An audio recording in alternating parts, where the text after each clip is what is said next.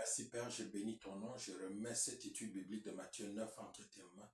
Je te prie, conduis-nous, dirige-nous au nom puissant et précieux de Jésus-Christ. Amen. Amen, béni soit le peuple de Dieu. Donc ça, c'est l'étude de Matthieu 9. Amen, alléluia. Matthieu 9 parle du pardon, la foi et la mission. Amen, alléluia. Matthieu 9 introduit une révélation progressive du royaume de Dieu. Donc ici, on est en présence d'une révélation progressive du royaume de Dieu. Dans ce chapitre, Jésus-Christ révèle progressivement son identité et sa mission. Il ne se limite pas à accomplir des miracles. Il montre qu'il est venu pour pardonner, restaurer et appeler. Trois axes dominent dans ce chapitre. Le pardon des péchés, la puissance de la foi, l'appel à la mission. La première partie, qui va du verset 1 au verset 8, parle de la priorité au pardon. La priorité au pardon. Amen. Alléluia. On le voit ici dans la guérison du paralytique. Dans le verset 1, on peut lire, Jésus étant monté dans une barque, traversa la mer et alla dans sa ville. Jésus revient à Capernaum. Amen. Qui est la base de son ministère. Au verset 2, on peut lire ceci. Et voici, on lui amena un paralytique couché sur un lit. Jésus, voyant leur foi, dit au paralytique, prends courage, mon enfant, tes péchés sont pardonnés. Jésus voit la foi collective du paralytique et de ceux qui l'ont transporté.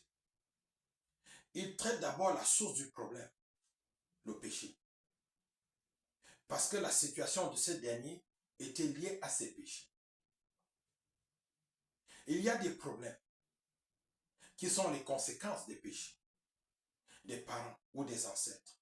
Il y a aussi des problèmes qui sont les conséquences des alliances ou des pactes générationnels ou familiales. Il y a des problèmes qui sont pour la manifestation de la gloire de Dieu. Mais dans ce cas-ci, le problème c'était le péché de la personne. Amen. Le psaume 32, verset 5 dit, je t'ai fait connaître mon péché et tu as pardonné l'iniquité de mon péché.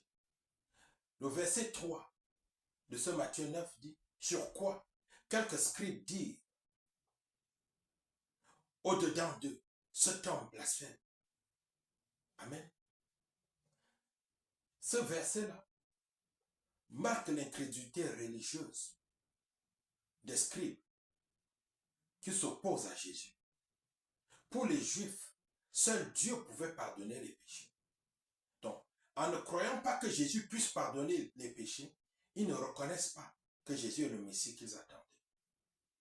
Par la déclaration, par ce qu'ils pensent là, ils ne reconnaissent pas. Ils ne reconnaissent pas. Ils s'opposent à la réalité que Jésus est le Messie qu'ils attendaient. Amen. Au verset 4, il dit, Jésus, connaissant leurs pensées, dit, pourquoi avez-vous de mauvaises pensées dans vos cœurs? Ceci nous montre que Jésus connaît même les pensées cachées dans le cœur. Ce qui prouve une fois de plus que Jésus est Dieu.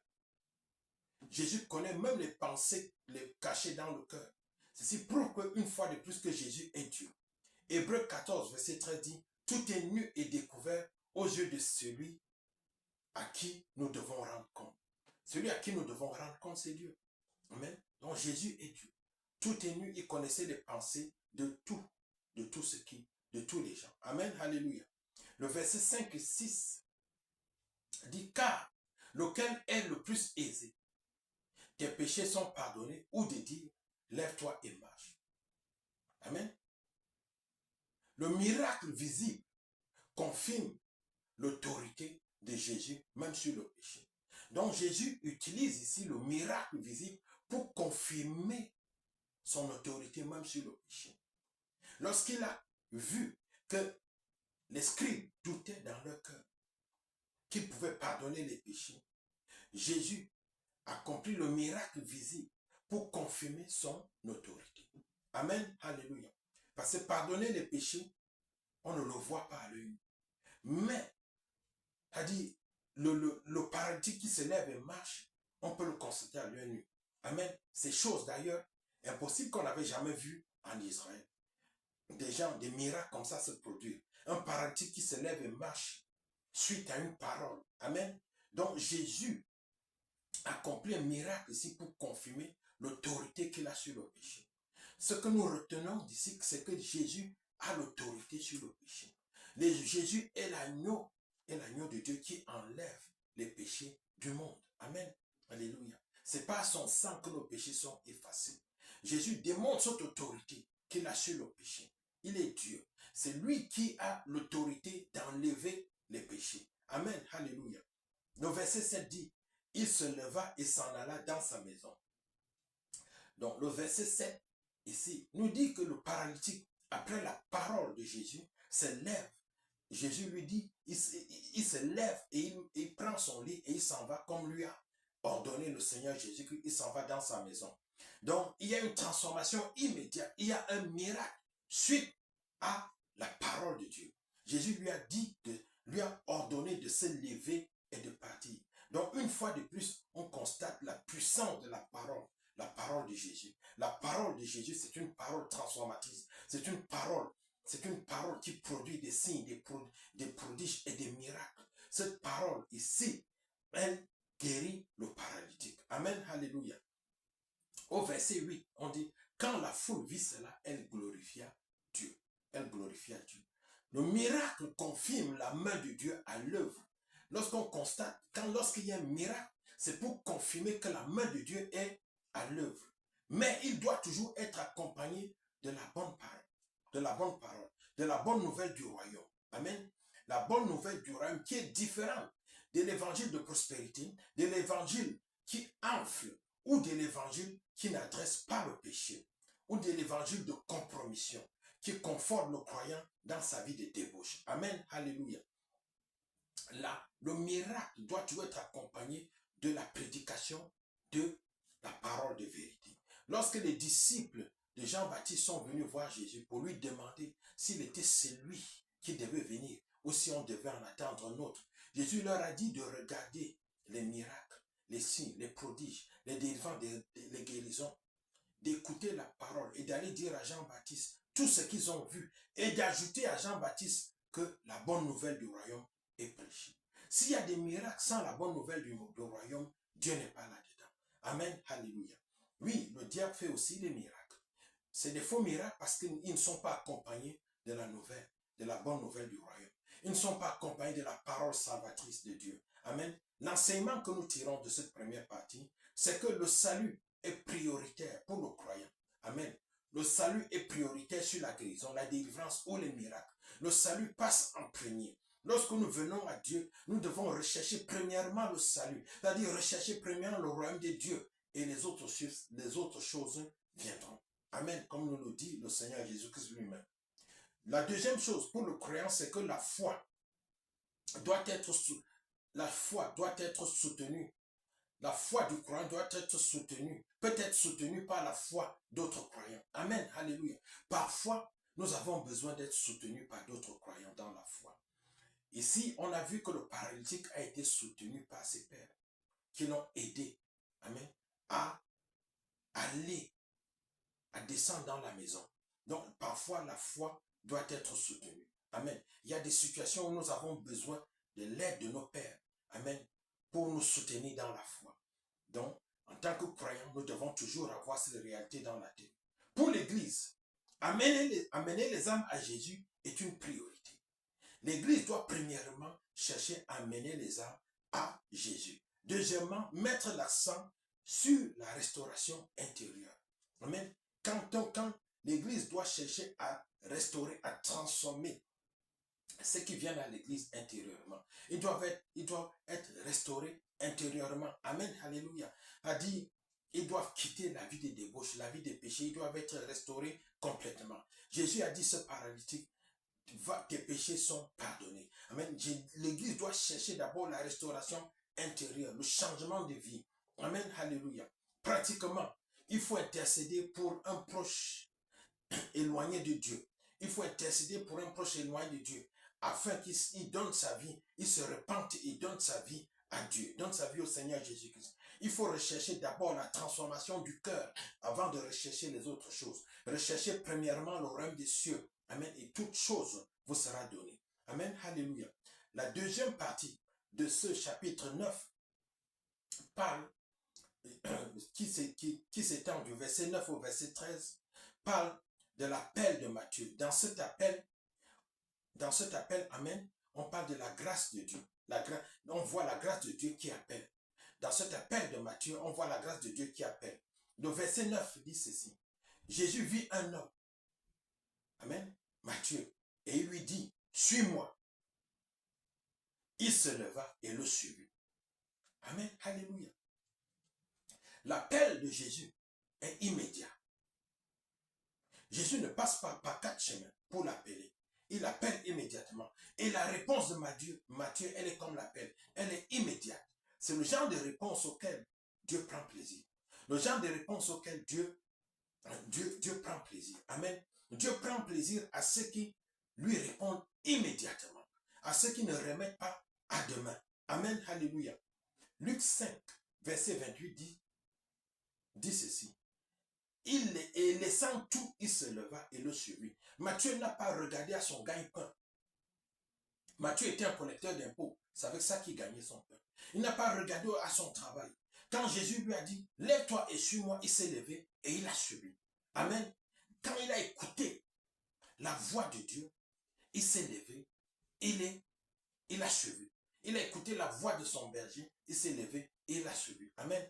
Jésus a dit, ceux qui sont de la bergerie, lorsqu'ils écoutent la voix du berger, lorsqu'ils écoutent ma voix, ils se lèvent et me suivent. Amen. On ne remet pas à demain. Celui qui remet à demain trouve malheur en chemin. Le verset 10 dit, beaucoup de publicains et des gens de mauvaise vie vinrent. Beaucoup de publicains et des gens de mauvaise vie ce jour-là ont suivi Jésus et sont assis à table avec lui. Jésus, ceci nous dit quoi? Que Jésus attire les pécheurs. Jésus attire les pécheurs. Il attire les gens de mauvaise vie. Amen. Jésus attirait les pécheurs, les gens de mauvaise vie. Les gens de mauvaise vie. Amen. Alléluia. Ça ne veut pas dire que Jésus était l'ami des pécheurs, l'ami des gens de mauvaise vie pour pécher avec eux. Non.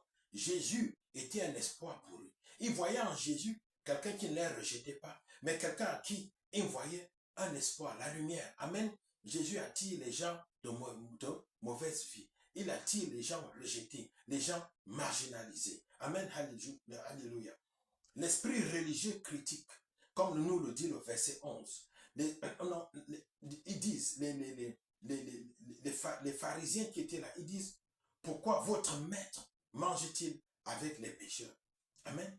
Les publicains qui étaient là, ils se croient saints, ils se croient sans péché, ils se croient très proches de Dieu.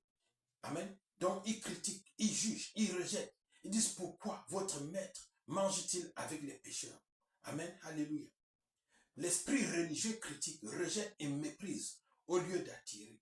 Au lieu d'avoir de la compassion. Amen. Parce qu'il se croit supérieur. Jésus n'avait pas cet esprit supérieur. Jésus avait la miséricorde. Il avait la compassion. Amen. Jésus est venu pour pécher, pour attirer les pécheurs à lui afin de les transformer, afin de les changer. Amen. Alléluia. Le verset 12 nous dit ceci. Ce ne sont pas, Jésus leur répond, ce ne sont pas ceux qui se portent bien, mais les malades. Jésus dit, il n'a pas besoin de ceux qui se portent bien. Ceux qui se portent bien sont ceux qui croient qu'ils sont sans péché. Ceux qui se portent bien sont ceux qui croient qu'ils sont saints. Ceux qui se portent bien sont ceux qui croient qu'ils sont parfaits. Jésus dit, si tu as ce genre de disposition, il n'a pas besoin de toi. C'est les dispositions que les pharisiens avaient. Amen. Alléluia. Tout à l'heure, j'avais dit publicain, mais je me suis trompé. Amen. C'était les pharisiens, les dispositions des pharisiens. Les pharisiens, amen, les juifs et les scribes, ils avaient ces dispositions. Ils croyaient qu'ils étaient saints. Les pharisiens et les scribes croyaient qu'ils étaient saints. Amen. Alléluia. Ils croyaient qu'ils étaient sans reproche devant Dieu. Amen. Jésus dit ce genre d'attitude, il n'a pas besoin de gens qui ont ce genre d'attitude.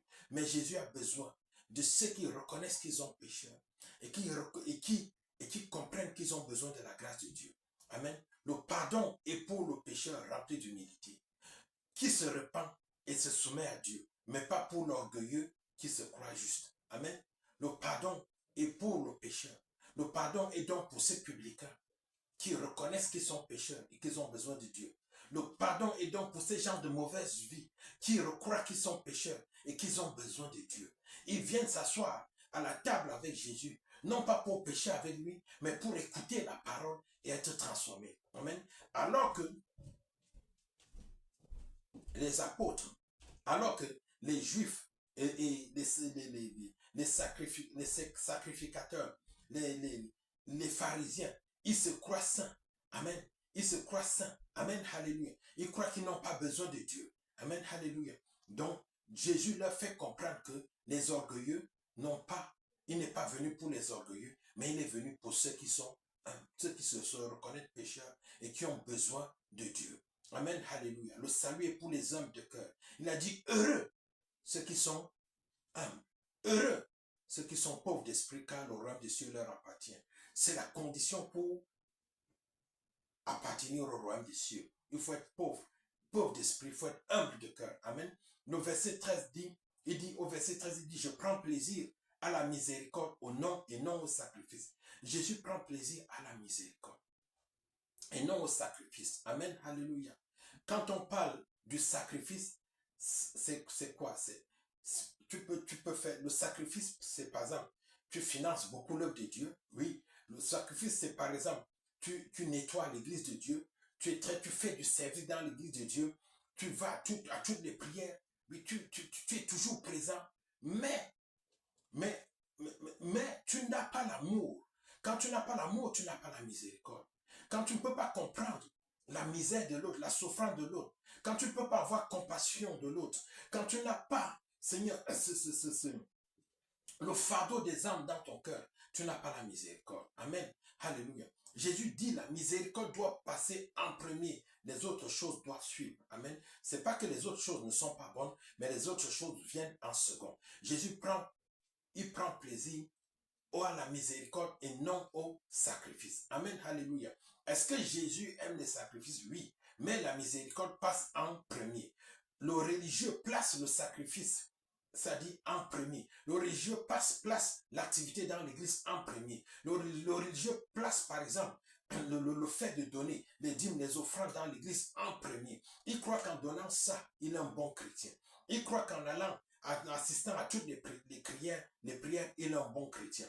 Il croit que en travaillant dans l'œuvre de Dieu, en étant dans la chorale, en prêchant dans la maison de Dieu, c'est ça qui fait de lui un bon chrétien. Mais non, Jésus dit, il prend plaisir à la miséricorde et à l'obéissance. Amen. Ce que Jésus met en premier, c'est la miséricorde. Aime ton prochain comme toi-même, sans la douleur de ton prochain.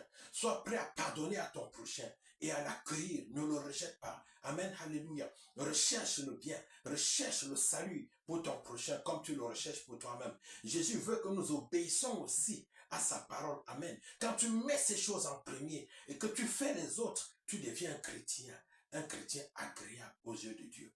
Amen, alléluia. Donc voilà, et c'est ce que ces pharisiens et ces scribes n'avaient pas. Ils critiquent, ils rejettent parce qu'ils croient qu'ils sont saints, ils croient qu'ils sont sans péché. Amen, alléluia. L'enseignement que nous tirons de cette partie, c'est quoi? C'est pour le croyant, c'est que Jésus appelle, peu importe le passé de la personne. Amen, alléluia. Peu importe le passé de la personne, que tu étais franc-maçon, sorcier, sataniste, criminel, que tu aies tué 2000 personnes, 2 millions de personnes, une personne, tout, Jésus appelle tout le monde. Amen. Jésus appelle tout le monde, tous ceux qui entendent sa voix et viennent, Seigneur, et sont prêts, amen, à quitter, à se détourner de leur passé et à se repentir, à tourner le dos à leur passé. Jésus les reçoit. Il les reçoit. Amen. Alléluia. La vraie conversion produit une rupture avec le passé, un changement radical de vie et de direction. Amen. Alléluia. C'est ça. Pour l'Église, L'Église doit accueillir sans condamner. On voit que l'Église condamne beaucoup aujourd'hui. L'Église critique beaucoup. Mais l'Église ne doit pas faire. L'Église doit accueillir sans condamner. Est-ce qu'on accueille pour que ces personnes restent dans le péché? Non. La Bible ne nous enseigne pas ça. La Bible dit que les pécheurs qui venaient à Jésus, ils étaient par la suite transformés. Matthieu était un publicain auparavant, c'est-à-dire un collecteur d'impôts, donc un voleur. Amen, alléluia.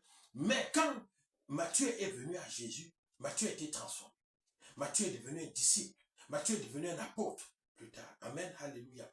Donc, l'Église doit accueillir sans condamner. Mais l'Église doit amener les âmes à la transformation intérieure. L'Église doit être un lieu de grâce. Un lieu de grâce, un lieu de grâce. Amen, alléluia. Alléluia. Donc, et en pratique, c'est qu'il faut évangéliser sans discrimination. Tu ne dois pas choisir ce que tu évangélises. Amen. Alléluia. Mais toujours est-il que si tu rencontres quelqu'un qui s'en fout, qui méprise la parole de Dieu, qui méprise les choses saintes, c'est un pourceau. On ne donne pas les perles au pourceau. Amen. Tu évites cette personne. Amen. Alléluia. En deuxièmement, en pratique, il faut accueillir une personne difficile avec amour. Même si tu trouves une personne difficile, il faut l'accueillir avec amour. Amen. Alléluia. Il faut l'accueillir avec amour. Amen. Alléluia. La partie suivante, elle va de Matthieu, du verset 14 au verset 19. Elle parle du jeûne et de la nouvelle vie. Le jeûne et la nouvelle vie. On dit, les Juifs, les pharisiens demandent aux disciples de Jésus, pourquoi? Il dit, pourquoi? Il demande à Jésus, pourquoi jeûnons-nous? Pourquoi jeûnons-nous et que tes disciples ne jeûnent pas? Il dit, pourquoi eux ils jeûnent et que les disciples ne jeûnent pas? Le jeûne que les Juifs faisaient, c'était pour des raisons, des raisons religieuses. Parce qu'il leur avait été ordonné de jeûner comme ça dans leur loi. Ils devaient jeûner 2 jours par semaine. Donc, ils jeûnaient pour des raisons religieuses. Amen. Alléluia. Mais Jésus ici, dans la réponse de Jésus, nous pouvons comprendre. Jésus nous annonce, il nous dit à quoi doit réellement servir le jeûne. Amen. Jésus leur répond au verset 15 en disant, les amis de l'époux peuvent-ils s'affliger pendant que l'époux est avec eux? Les amis de l'époux peuvent-ils s'affliger pendant que l'époux est encore avec eux? Ce passage nous parle de l'un des objectifs du jeûne. Amen. Le jeûne est un temps d'affliction volontaire que le croyant s'impose pour rechercher la présence de Dieu. Le croyant s'impose cette activité spirituelle volontairement, cette affliction volontairement, pour rechercher la présence de Dieu. L'objectif est de créer un vide pour que Dieu puisse le remplir. On s'afflige du manque de sa présence, du manque de la présence sensible de Dieu, ou de son propre éloignement spirituel. Amen. Pour mieux le retrouver. Parfois, on peut sentir que on n'a pas la présence de Dieu. Parfois, on peut sentir que on a l'impression que Dieu est éloigné de nous. Amen. Alléluia. On rentre dans une période de jeûne pour affliger le corps. Amen. Alléluia. Afin de créer un vide pour que Dieu vienne remplir ce vide-là. Amen. Alléluia. Alléluia. Donc, Jésus souligne que la joie de la présence de Dieu prime sur le rite, comme le faisaient les Juifs. Les Juifs observaient une ordonnance religieuse. Ils le faisaient comme un rite. Mais Jésus nous souligne que la joie de la présence de Dieu prime sur le rite. Le jeûne ne doit pas être un rite. Amen. Mais le jeûne doit être une activité. Mais ce doit être une activité d'affliction volontaire pour chercher la présence de Dieu, pour créer un vide afin que Dieu vienne nous remplir de sa présence. Amen. On jeûne quand on se sent loin de Dieu. Mais quand il est là, c'est la fête et qu'il emporte. Jésus était là au milieu des disciples. Il n'avait pas besoin de jeûner. Mais quand il ne sera plus là, Jésus leur dit, quand il ne sera plus là, ils me chercheront. Ils auront besoin de moi. Ils auront besoin de gêner. Amen.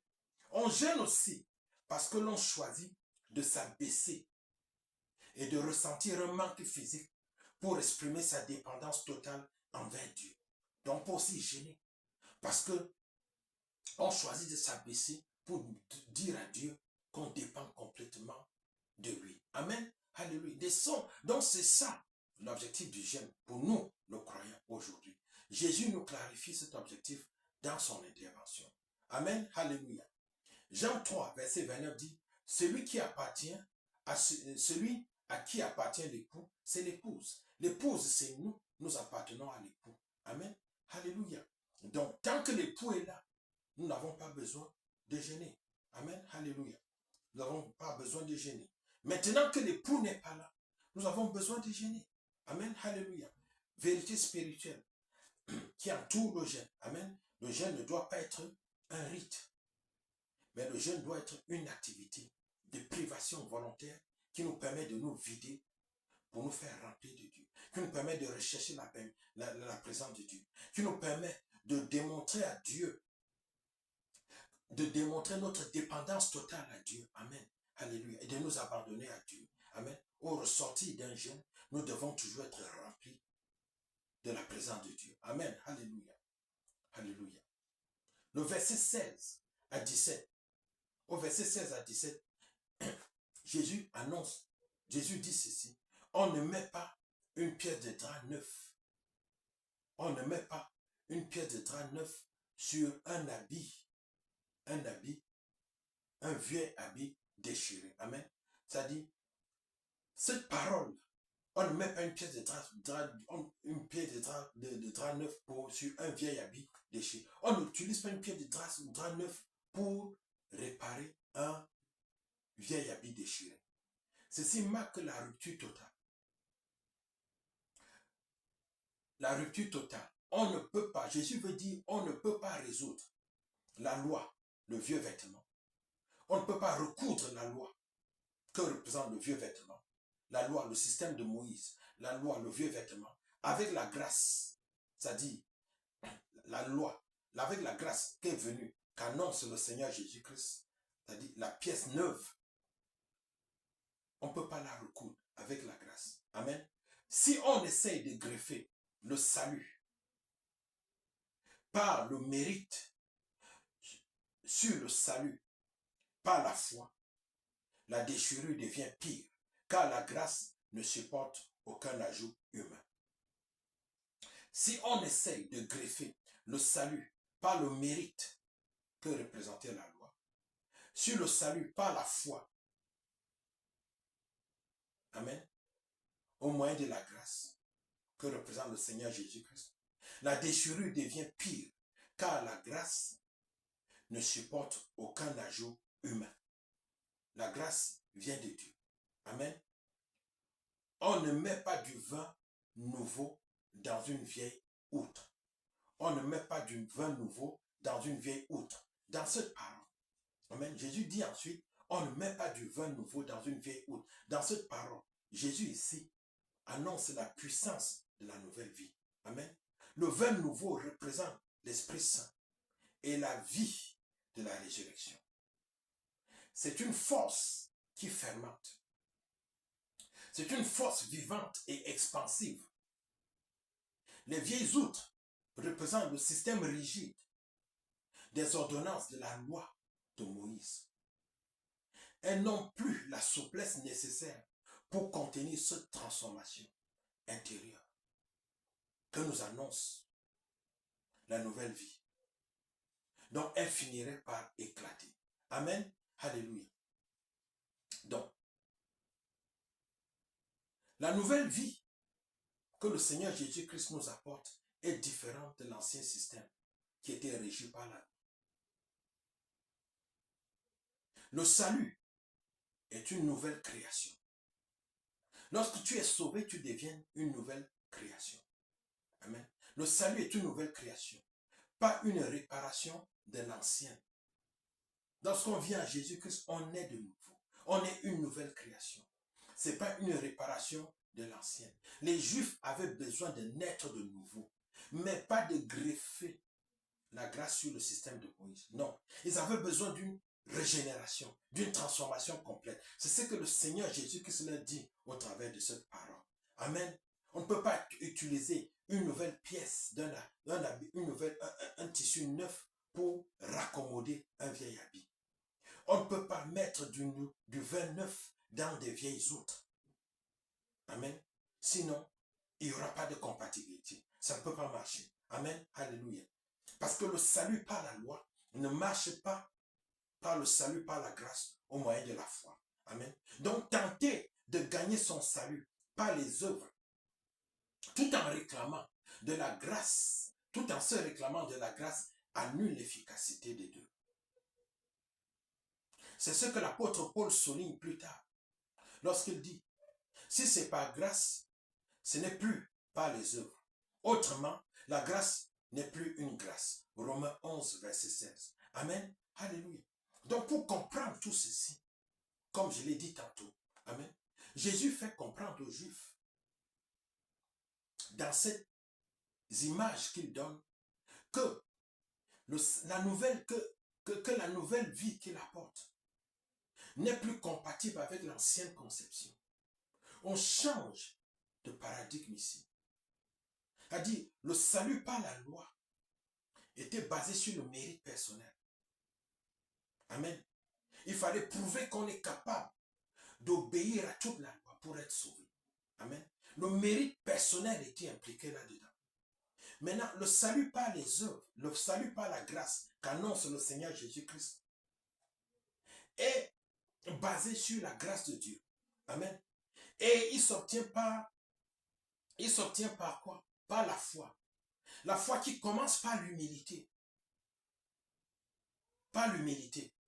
Quand tu comprends que tu ne peux pas être sauvé par tes œuvres, tu ne peux pas être sauvé par ta force, et que tu viens demander à Dieu, tu donnes ta vie à Dieu. Amen. Afin que Dieu te sauve par sa grâce. Afin que Dieu te transforme. Amen. Alléluia. Et tant que tu penses que ce n'est pas tes mérites que tu es sauvé, tu ne peux pas être sauvé par la grâce. Amen. Tu dois comprendre que tu n'as aucun mérite pour que la grâce, pour que tu deviennes éligible à la grâce. Amen.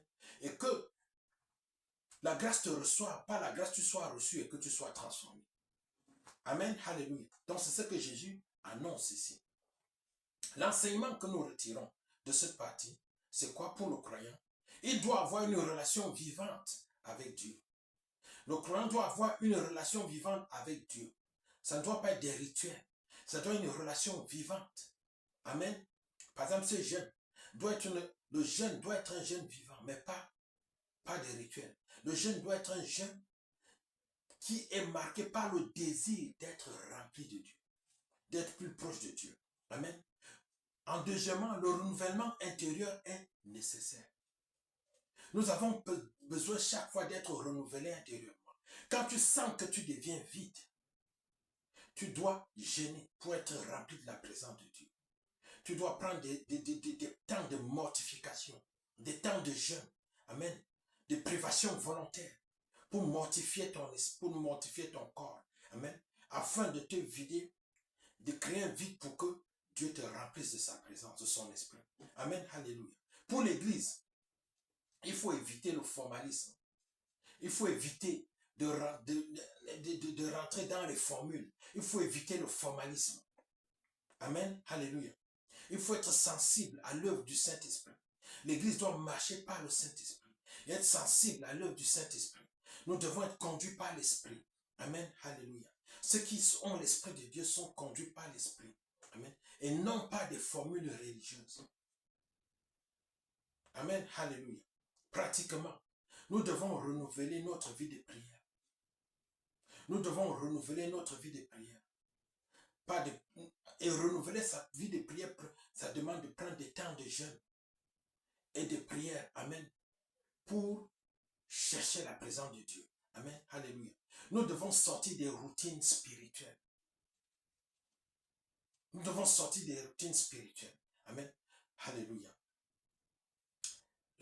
La partie suivante, c'est de Matthieu 18. C'est de Matthieu 9, ça va du verset 18 au verset 26. Elle parle de la foi persévérante. La foi persévérante. Amen, alléluia. Dans cette partie, Jésus guérit et Jésus ressuscite. Amen, alléluia.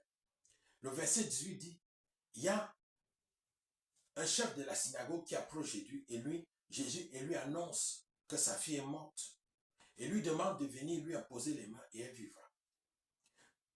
D'abord, ce chef de la synagogue il démontre une foi audacieuse.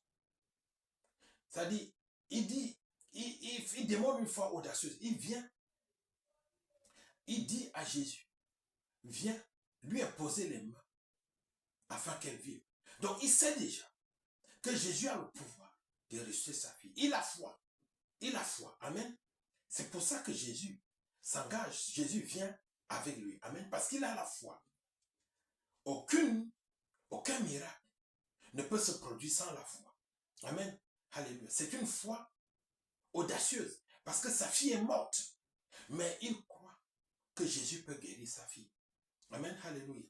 Le verset 22, du verset 22 au verset 20, on peut lire ceci. Et voici, pendant que Jésus est en chemin pour aller chez le chef de la synagogue, et voici une femme atteinte d'une perte de sang depuis 12 ans s'approcha par derrière et toucha le bord du vêtement. Car elle disait en elle-même, si je puis seulement toucher son vêtement, je serai guéri. Jésus se retourna et dit, en la voyant, prends courage, ma fille, ta foi t'a guéri. Et cette femme fut guérie à l'heure même. Beaucoup d'enseignements ressortent de cette partie. Amen. Cette partie, nous voyons déjà une foi active, pas passive. Amen. Cette partie nous parle d'une foi active et pas passive. La femme, elle ne s'est pas contentée d'attendre un miracle. La femme qui était malade ne s'est pas contentée d'attendre un miracle. Elle a dit en elle, sa guérison. Elle a dit en elle-même, si je le touche, je serai guéri. Sa guérison a commencé par une conviction intérieure. Amen. Sa guérison a commencé par une conviction intérieure avant de devenir une réalité physique. Elle était convaincue à l'intérieur d'elle que si elle touche le Seigneur, elle sera guérie. Elle avait cette conviction sans aucun doute en elle. Amen. Sa guérison a commencé avec une conviction intérieure. Amen. Et puis elle est devenue une réalité physique.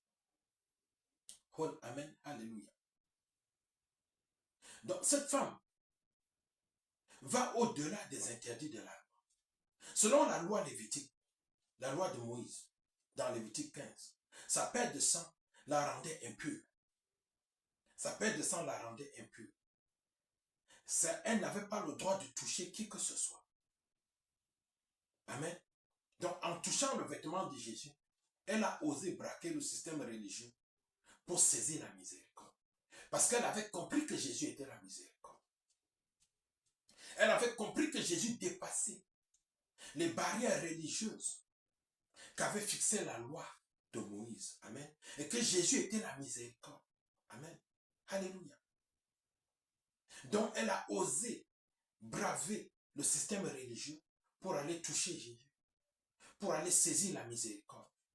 Amen. Alléluia. Alléluia. C'est comme ça que l'Église doit paraître aux yeux des autres. Amen. Alléluia. Nous devons ôter les barrières religieuses de l'Église. Et que ceux qui approchent l'Église, qui voient en l'Église la miséricorde de Dieu. Ici, on parle du vêtement et on parle de la personne. Ce n'est pas le tissu qui l'a guéri. Ce n'est pas la robe de Jésus qui l'a guéri. Mais la puissance est sortie de Jésus. En réponse à sa foi. La Bible dit la puissance est sortie de Jésus en réponse à sa foi. Jésus confirme d'ailleurs ta foi t'a sauvé. Ce n'est pas le vêtement qui l'a guéri, mais c'est la puissance qui est sortie de Jésus. En raison de sa foi. Amen. Alléluia. Ta foi t'a sauvé. Ta foi t'a guéri. Amen. Alléluia. On a une restauration totale ici. Une restauration totale. En l'appelant ma fille, Jésus ne guérit pas simplement son corps. Il restaure son identité sociale. Jésus restaure son identité sociale et même spirituelle. Après 12 ans d'isolement. Amen. Elle devient la fille de Jésus. Amen. Il restaure son identité sociale et même spirituelle. Après 12 ans d'isolement. Amen. Donc elle est restaurée complètement, totalement. Amen. Alléluia. Donc voilà. Voilà. Amen. Au verset 24, quand Jésus arrive chez le chef de la synagogue, il trouve des gens qui se moquent de lui. Ils étaient venus pour pleurer, comme on fait dans les deuils. Amen. Ils étaient venus pour pleurer. Mais quand Jésus vient, Jésus dit, elle n'est pas morte, elle dort. Elle dort. Amen. Alléluia. Ça, c'est une foi au-delà des apparences. La foi doit être au-delà des apparences. Amen. Elle dit, la fille qui dort, pour les autres, elle dort, mais pour les autres, elle est morte, mais pour Jésus, elle dort. Notre foi doit proclamer le contraire de ce que les yeux voient. Les autres voient la mort, mais Jésus voit que c'est un assoupissement. Elle dort. Amen. Alléluia. Notre foi doit éviter de prononcer des paroles négatives. Quand nous confessons des choses négatives, c'est-à-dire implicitement, nous autorisons l'accomplissement de ces choses. Parce qu'il y a une puissance dans la parole. Le verset 25 nous annonce que Jésus ressuscite la jeune fille. Jésus dit à la jeune fille, il dit, jeune fille, réveille-toi. Et la jeune fille se réveille. Elle se lève. Amen. Jésus a le pouvoir pour ressusciter les morts. Amen. Alléluia. Jésus a le pouvoir pour ressusciter les morts. Aucune situation n'est impossible à Jésus. Même la mort ne peut pas rester devant Jésus. Amen. L'enseignement que nous tirons de cette partie, pour nos croyants, c'est que la foi persévérante produit des résultats. Lorsqu'on persévère dans la foi, elle produit des résultats. Il ne faut pas céder au découragement. Il ne faut jamais céder au découragement. Il ne faut jamais prononcer des paroles négatives. Ne pas prononcer des paroles négatives sur sa foi. Amen. Alléluia. Alléluia. Les convictions que tu as dans ton cœur, les convictions profondes se transforment en actes. Amen. Alléluia. Pour l'Église, il faut encourager la foi. Il faut rejeter l'incrédulité. Il faut encourager la positivité. Amen. L'Église doit encourager donc ces trois choses. Donc, en pratique, il faut continuer à prier malgré les délais. Il faut continuer à prier, même si on ne voit pas. Amen. Nous devons continuer à prier jusqu'à voir le résultat. Amen. Parce que, ça dit, il faut continuer, ça dit, ce à quoi nous croyons va s'accomplir si nous persévérons. Amen. Cette femme ne s'est pas découragée. Pendant 12 ans, elle a cherché. Amen. Mais quand elle a vu la miséricorde au milieu d'eux, elle a su que si elle arrivait, elle s'est dit, si j'arrive à poser les mains, si j'arrive à toucher la miséricorde, je serai guéri. Et elle a fait. Elle a été guérie. Si toi aussi tu arrives à toucher Jésus, par les prières, par les supplications, par les jeûnes que tu multiplies envers lui, sache-toi que sache aussi que quelle que soit ta situation, tu obtiendras la délivrance, tu obtiendras la guérison, comme cette femme l'a eu. Amen. Garde l'espoir, même dans une situation bloquée. Il faut garder l'espoir dans une situation bloquée, car elle se débloquera. Amen. Déclarer et décréter des choses positives qu'on voudrait voir accomplir dans sa vie. Amen. Déclarer et décréter des choses positives qu'on voudrait voir accomplir dans sa vie. Amen. Alléluia. Alléluia. La partie suivante. la 5e partie, nous parle de la foi et des guérisons. La foi et des guérisons. Elle va du verset 27 au verset 34. Au verset 27, il y a 2 aveugles qui suivent Jésus. Et arrivé chez lui, il crie, aie pitié de nous, fils de Dieu. Aie pitié de nous, fils de David. Amen. Aie pitié de nous, fils de David. Par cette parole, ils reconnaissent que Jésus est le Messie qui était attendu. En l'appelant fils de David, ils reconnaissent que Jésus est le Messie qui était attendu. Parce que le Messie qui allait venir, la Bible dit qu'il était le fils de David. Donc ils reconnaissent la divinité de Jésus. Le verset 28 au verset 28, Jésus leur dit, croyez-vous que je puisse le faire? Croyez-vous que je puisse le faire? Amen. Il répond, nous le croyons. Il est important de croire que le Seigneur Jésus-Christ peut le faire pour déclencher le miracle. Il est important de croire que le Seigneur Jésus-Christ peut le faire pour déclencher le miracle. Amen. Quand on doute, on ne peut rien recevoir. Le verset 29 dit, qu'il vous soit fait selon votre foi. Une fois de plus, Jésus dit encore ici, qu'il vous soit fait selon votre foi. C'est la foi de ces aveugles qui ont approché Jésus, qui déclenche encore leur guérison.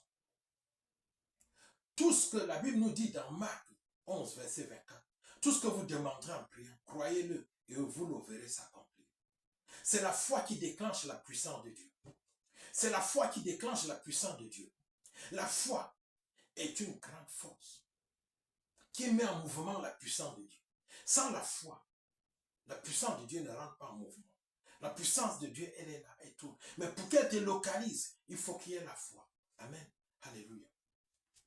La foi est la puissance, est la force qui fait tressaillir le Seigneur Jésus-Christ. Amen. Alléluia. Et sortir une force de lui. Amen. Alléluia. Le verset 30 dit, prenez garde que personne ne sache. Dans ce verset, Jésus, on peut se demander pourquoi Jésus leur demande que personne ne sache.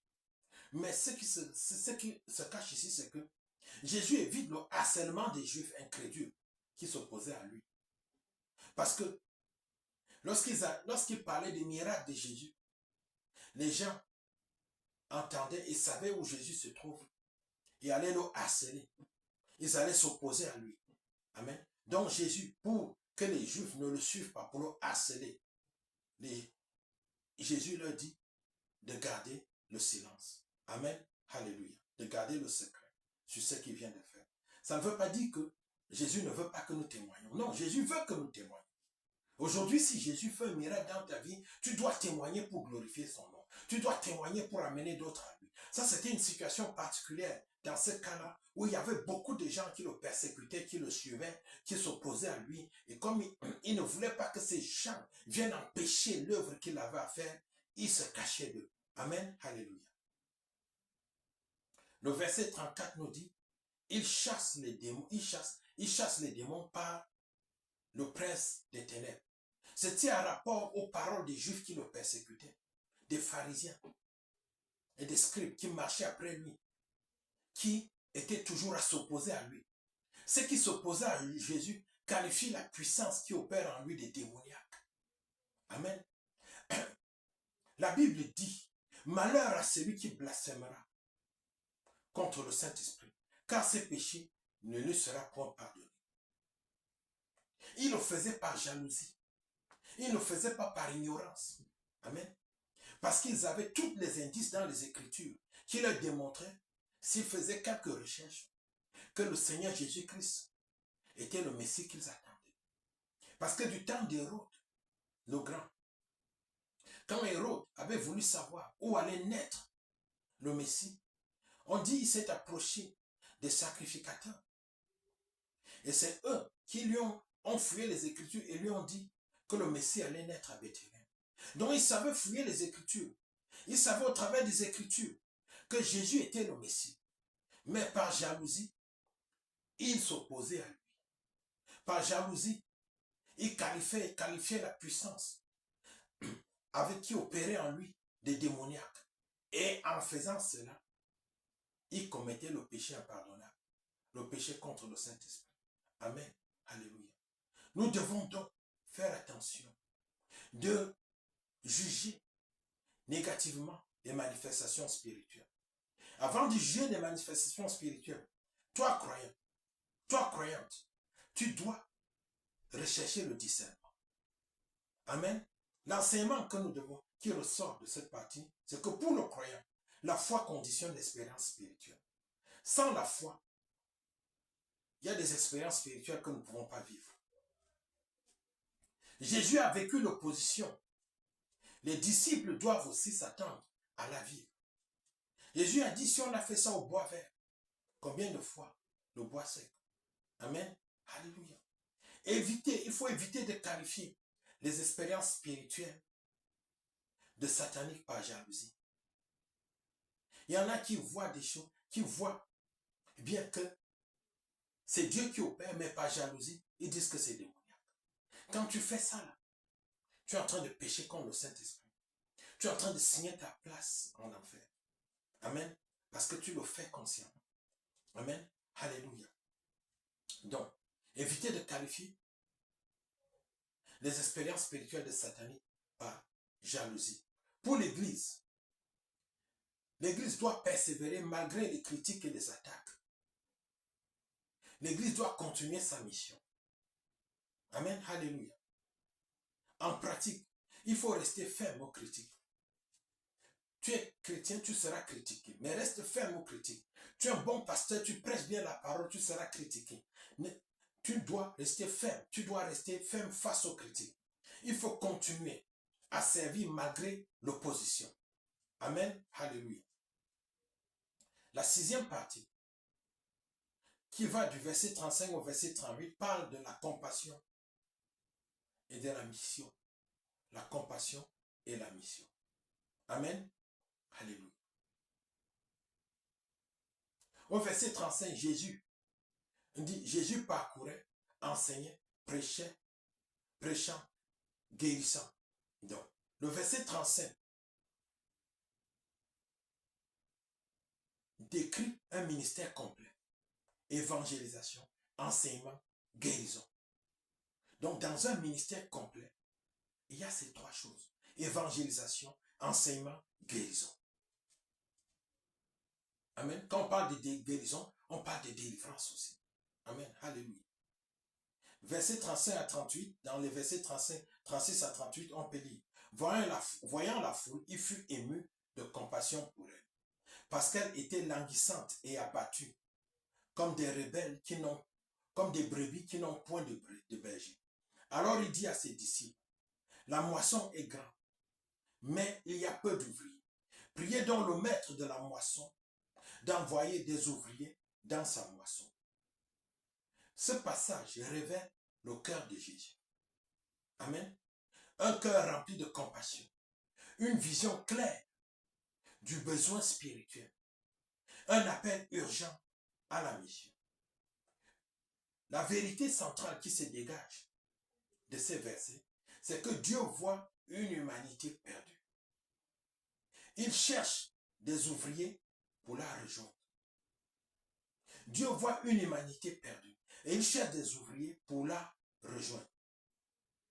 L'enseignement que nous tirons de cette partie, pour le croyant, il faut développer un cœur de compassion. Il faut répondre à l'appel de Dieu. Si tu entends sa voix, réponds à son appel. Dieu recherche des gens pour rejoindre les perdus. Amen. Il faut répondre à l'appel de Dieu. Pour l'Église, il faut former des ouvriers. Il faut prioriser l'évangélisation. En pratique, le croyant et l'Église doivent prier pour les âmes perdues. Le croyant et l'Église doivent s'engager dans un service concret. Il ne doit pas rester théorique. Il doit s'engager dans un service concret. Amen. Donc, en conclusion pour ce chapitre, amen, le chapitre 9 parle d'une foi qui transforme et envoie. Une foi qui transforme et commissionne. Matthieu 9 nous montre que Jésus, nous montre un Jésus qui pardonne les péchés, qui transforme les vies, qui honore la foi et qui appelle à servir. Amen. Une vérité centrale se dégage de ce chapitre. Une vraie rencontre avec Jésus produit le pardon, active la foi et conduit à la mission. Amen. Donc, qu'est-ce que nous retenons donc de ce chapitre? C'est que le pardon est la priorité. Le pardon des péchés est la priorité. Le pardon des péchés vient de Jésus. La grâce transforme immédiatement. Amen. La grâce transforme immédiatement. La foi persévérante ouvre la porte au miracle. La religion sans cœur est inutile. La compassion mène à l'action. L'Église est appelée à agir. Amen. Merci Père pour ta parole. Père, je te prie de toucher le cœur de tous qui ont suivi cette étude biblique, Seigneur, de permettre qu'ils comprennent tout ce qui a été enseigné tout au long de cette étude biblique. Ouvre leur esprit afin qu'ils comprennent ta parole. Donne-leur aussi des dispositions, Seigneur, pour qu'une fois comprise, qu'ils puissent mettre ta parole en pratique. Seigneur, bénis-les, garde-les, protège-les. Au nom puissant et précieux de Jésus-Christ. Donc, on se retrouve la semaine prochaine pour l'étude biblique de Matthieu 10 et de Matthieu 11. Allez-y en paix. Que la paix et la grâce de Dieu et la bénédiction de Dieu soient avec vous. Au nom puissant et précieux de Jésus. Amen.